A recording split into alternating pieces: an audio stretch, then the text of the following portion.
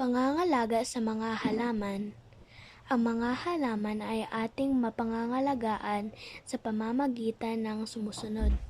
Alisin ang mga ligaw na damo sa paligid ng halaman.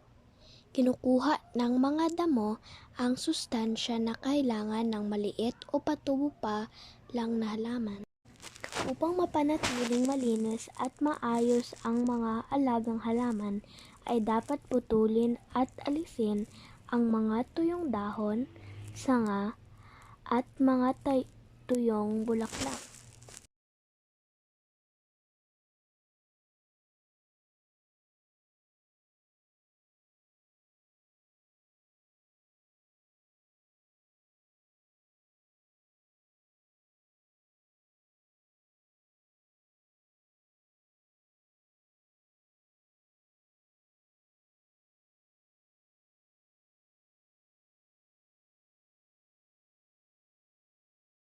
Bungkalin ang lupa sa paligid ng halaman upang bumilis ang paglaki ng mga ugat nito.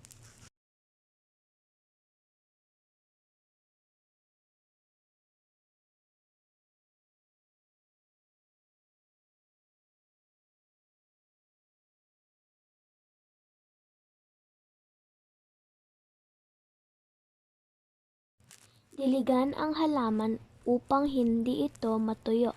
Siguradong hindi labis o kulang ang dami ng tubig sa gagamitin pandilig.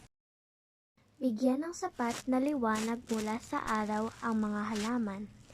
Itagay ang halaman sa lugar kung saan kataman-taman ang temperatura.